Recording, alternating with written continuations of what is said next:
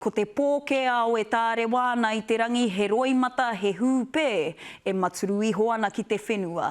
E tangi tīkapa nei a ngā tika hungunu tai atu rā ki ngā hapori whakaraura i te reo Māori huri i te mata o te whenua i te rironga atu o tētahi o ngā mumu reo o te wā ki te pō. Nō te pō tonu rā ka mate a Lee Smith, e ono te kaumā iwa tau tōna pakeke.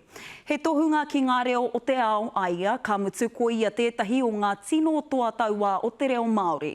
Wai hoki hei tā te pūrongo a Hania Douglas, he matakirea anō hoki a Smith mō ngā mōtika a te iwi takāpui.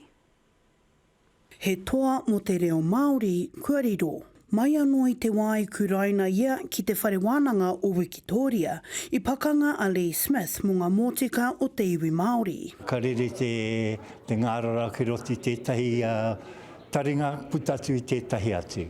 Nō reira, ia rā, māta ka hui ki te aki ngā mema paremata, aki ngā kai pāpāho, kia tika rā te whakahui tō tātou reo rangatira.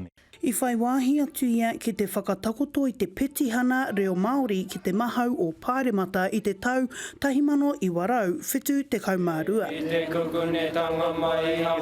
Me te panonitanga ture taka tāpui i te tau 1948 te kaumāono. Kia urua te kautaupe aku tau. Ka haere au, ka mea sau tūtiru ki aku mātua he mea takatāpui a hau.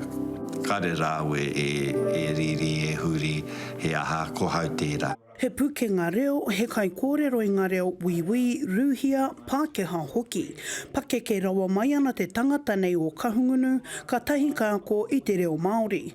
Nā wai, ka noho hei mātanga mo te reo i raro i te maru o te taura whiri. Tahi mano iwarau whiti te kau. Whakatūria ai tētahi rōpū e kienei ko te reo Māori Society. Ko tōna ke mahi, he whakatairanga, he whakanui, he whakakōrero tonu i te reo rangatira.